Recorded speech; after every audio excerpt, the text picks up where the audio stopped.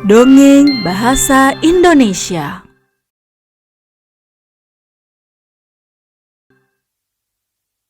Kota Keberuntungan. Rupert dianggap pemuda yang bijak dan cerdas. Mereka mengatakan tidak ada yang lebih berani, lebih pintar darinya untuk 10 desa di sekitarnya.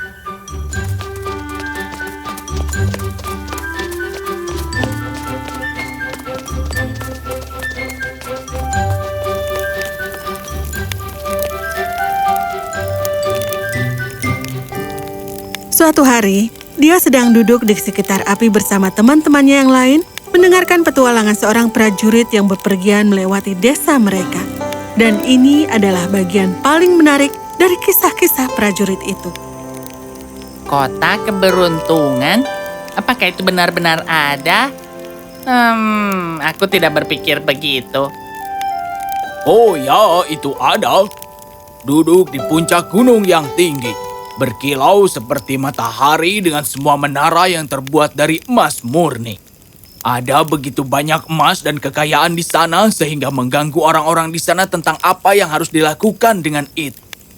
Jadi mereka hanya membuat benda-benda dari emas dan ketika mereka bosan, mereka mendapatkan yang baru, kapal baru, ornamen baru, bangunan baru. Yang lama hanya dihancurkan dan penyapu mengambil semuanya ke tempat sampah. Apa? Apa? Biarkan mereka mengirim beberapa emas pada kita. Shh, biarkan dia bicara. Ayo tentara, ayo. Ceritakan lebih banyak.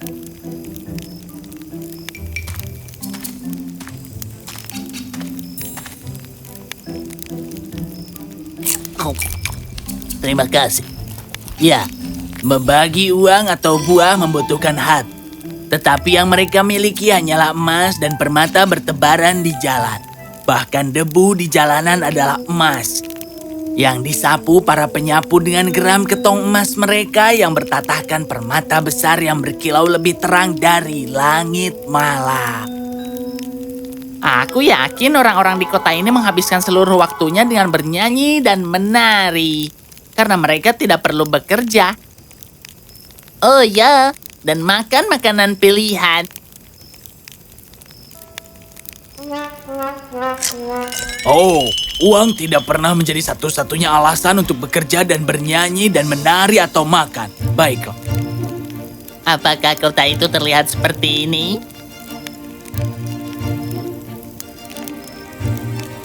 Itu indah, Jack. Itu indah, Jack. Berharap kota atau emas mereka cantik. Ceritakan tentang emasnya. Semua rumah terbuat dari emas. Kaca jendela semuanya berlian. Jalan-jalan beraspal dengan perak dan platinum dan kerikil mereka adalah bongkahan batu berharga. Mereka sangat berkilau sehingga tidak perlu api untuk menyalakan di rumah atau kota itu sendiri. Tapi Bagaimana caranya? ada 2 cara. Salah satunya mengerikan. Batu-batu di jalan begitu berduri sehingga akan merusak kakimu. Dan kengerian yang tak terbayangkan seperti kolam besar pasir cepat dan lereng licin yang terjun ke lembah-lembah besar akan menghalangi jalanmu. Sehingga bahkan jika kau mencapai kota itu, kau akan sangat lelah sehingga kau tidak akan memiliki kekuatan untuk... Dan rute yang kedua? Itu akan membawamu ke kota keberuntungan dalam beberapa hari. Tetapi kau harus... Cukup, tunjukkan padaku rute ini. Aku akan pergi ke kota itu. Jangan terlalu bersemangat. Setidaknya izinkan aku memberitahumu. Aku telah mendengar cukup banyak prajurit, dan aku tidak akan membiarkan apapun melemahkan tekad. Aku pergi sekarang. Hei, sekarang? Aku tidak bisa menunggu.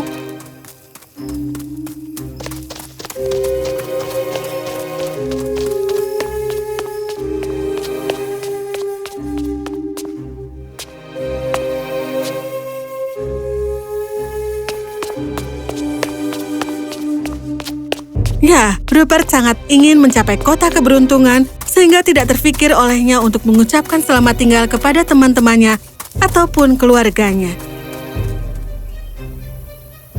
Sampai jumpa, Rupert. Sampai jumpa, Rupert. Sampai jumpa, Rupert. Rupert berjalan bersama prajurit itu ke hutan, dan di sana prajurit itu menunjukkan kepadanya sisa jalan. Rupert sangat ingin berada di jalannya, sehingga dia bahkan lupa mengucapkan terima kasih kepada prajurit itu. Dia berjalan jauh dan datang ke sungai. Seorang tukang perahu yang tampak penasaran sedang menunggu di sana. Maukah kau membawa aku ke sisi yang lain? Akan dikenakan biaya 50 keping perak. Apakah aku terlihat seperti orang yang mempunyai banyak uang di hidupku? Maaf, tidak ada pembayaran, tidak ada tumpang. Tolonglah Tuan, aku pergi ke kota keberuntungan. Aku akan membayarmu ketika aku kembali. Tidak ada yang pernah membawa kekayaan kembali dari sana. Baiklah, jika kau tidak memiliki keping perak, maka berikanlah sepotong hati. Apa? Kalau begitu aku akan mati. Oh, siapa yang tertarik dengan daging? Maksudku, inti dari hatimu. Si tukang perahu mengeluarkan seruling dan memainkan musik yang aneh. Beberapa kilau cahaya muncul dari dada Rupert dan memasuki seruling itu. Kemudian, Rupert naik ke kapal dan diangkut ke seberang sungai. Selanjutnya, Rupert memanjat gunung, dan ketika dia mencapai puncaknya, seorang laki-laki lain seperti tukang perahu itu berdiri di sana.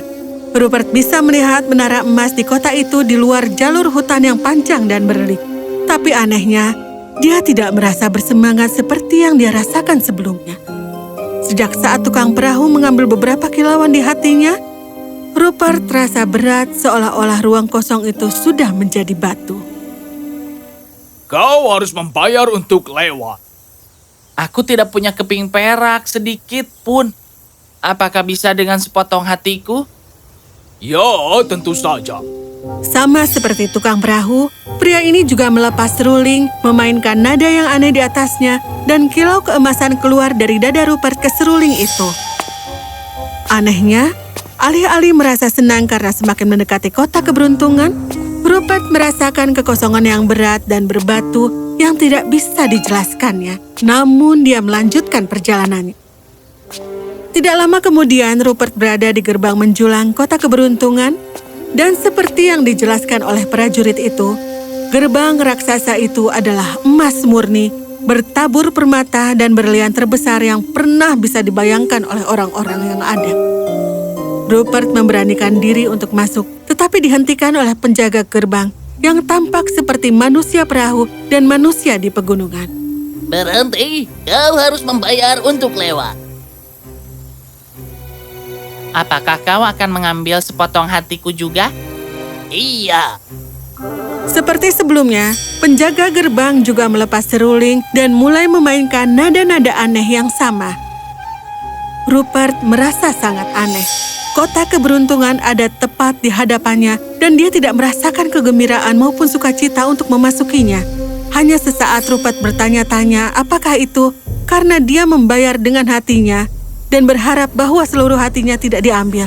Dan karena satu kilau kecil ini tetap berada di dalam dadanya dan tidak terbang ke seruling itu. Gerbang dibuka dan Rupert masuk ke dalamnya. Kota itu seperti yang digambarkan oleh prajurit itu. Tetapi tidak ada yang tampak mengasihkan. Rupert melihat seorang pria lewat dan dia tersenyum. Pria itu tidak membalas senyuman Rupert dan hanya menatap Rupert dengan kosong. Rupert pergi ke depan dan melihat sebuah meja yang syarat dengan makanan pilihan diletakkan di atas nampan emas, tapi sepertinya tidak ada yang mau memakannya. Ya ampun, apa yang menyenangkan adalah makanan bagi orang yang tidak mengenal lapar. Rupert berjalan ke depan dan melihat banyak alat musik terbuat dari emas dan juga permata. Tetapi tidak ada yang memainkan mereka. Penyapu datang dan mendorong mereka ke dalam gerobak emas. Ya ampun, apa kegembiraan musik bagi mereka yang tidak tahu apa-apa tentang kekhawatiran dan masalah. Selanjutnya, Rupert melihat seorang tukang emas yang sedang membuat bejana emas. Masing-masing dan setiap potongannya tampak persis sama. Ya ampun, apa nilainya suatu kreativitas untuk sesuatu yang akan dibuang ke tempat sampah hanya karena terlalu banyak? Rupert memandangi semua wajah tanpa ekspresi di sekelilingnya. Tidak ada sukacita, tidak ada senyum di negeri ini, dan akhirnya dia menyadari apa arti membayar dengan hatinya. Dan karena 1 kilau yang tersisa di dadanya, dia bisa merasakan setidaknya sedikit kesedihan. Orang-orang di negeri itu tanpa hati yang tersisa di dalamnya tidak bisa merasakan apapun selain kekosongan. Untuk semua emas di negeri itu, orang-orang ini nampaknya telah menjadi batu. Rupert tidak mau hidup seperti itu, dan dia memutuskan untuk pulang. Aku ingin pulang saja. Aku ingin bertemu teman-temanku, keluargaku. Saat dia mengatakan itu, semua kilauan hatinya yang diambil oleh penjaga gerbang darinya terbang kembali ke dalam hatinya. Rupert sekarang dapat merasakan sedikit sukacita melihat teman-teman dan keluarganya lagi. Ketika pria di gunung mengembalikan kilauan hatinya kepadanya, jantung Rupert berdetak kencang. Dan ketika tukang perahu mengembalikan kilauannya, Rupert hampir berlari untuk menemui teman-teman dan juga keluarganya. Ibu, ayah, aku mohon maaf. Hei, Rupert. Anakku, Oh anakku, syukurlah kau sudah kembali sekarang. Hei, kau kembali. Aku minta maaf kepada kalian semua. Keserakahanku akan emas telah membutakanku. Sekarang aku sadar kekayaan tidak ada gunanya jika tidak disertai dengan perasaan sukacita. Dan sukacita hanya datang dari 3 hal. 1, ketika kita dapat mempertahankan kemanusiaan kita dan hati kita apakah kita kaya atau tidak. 2, ketika kita memiliki orang untuk diajak tertawa dan menangis bersama. Dan 3, ketika kita didorong oleh tujuan untuk berbagi dan peduli. Jika yang kita miliki hanyalah emas dan kekayaan, hati kita juga akan menjadi batu. Sama seperti orang-orang di kota keberuntungan. Dan dengan demikian, Rupert kembali dari kota keberuntungan menjadi seorang pemuda yang lebih bijaksana. Memang benar bukan? Jika hidup memberimu pilihan di antara orang yang kau cintai dan semua emas di dunia, apa yang akan kau pilih? Emas hanya baik jika disertai dengan cinta.